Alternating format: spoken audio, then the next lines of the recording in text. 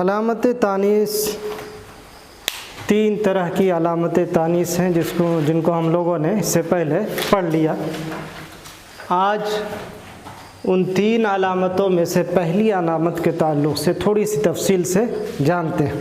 تائے تانیث مربوطہ، تاء التانیث المربوطہ، تین علامتیں تھیں: تائے تانیث مربوطہ، الف مقصورہ، الف ممدودہ۔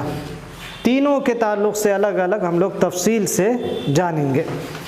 آج تائے تانیث مربوطہ کے تعلق سے تھوڑی سی تفصیل جان لیتے ہیں۔ یہ تائے تانیث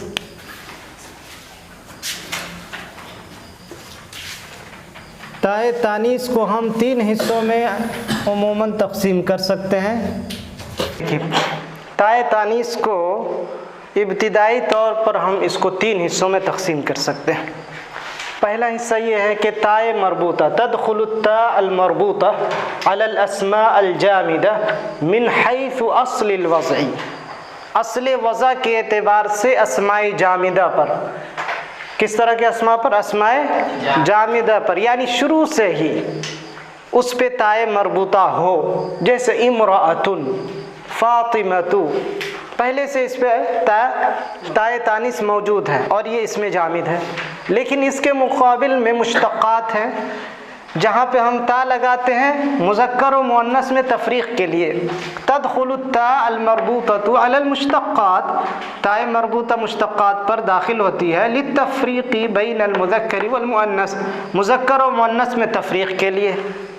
جیسے عالم مذکر کے لیے، مؤنث کے لیے بنانا ہو تو عالمۃ، ناجح مذکر کے لیے، مؤنث کے لیے بنانا ہو تو ناجحۃ۔ تو یہاں پہ جو تا ہے مذکر و مؤنث کے درمیان تفریق پیدا کرنے کے لیے، اور یہ تا بعد میں ہم لگاتے ہیں۔ یہ تا کب لگاتے ہیں؟ بعد میں، جبکہ یہاں پہ پہلے سے ہے۔ یہاں پہ ایسا نہیں کہ بعد میں ہم نے لگایا ہے، بلکہ پہلے سے ہے، اصل وضع کے اعتبار سے ہے۔ کبھی کبھی کیا ہوتا ہے کہ تائے مربوطہ اس میں مبالغہ پر داخل ہوتا ہے، لأجل المبالغہ، مبالغہ کا معنی دینے کے لیے۔ ولیس الہدف منہا تفریق المذکر والمؤنث، اس تا کا مقصد مذکر و مؤنث میں تفریق قطعاً مقصود نہیں ہوتا، بلکہ مقصود کیا ہوتا ہے؟ مبالغہ۔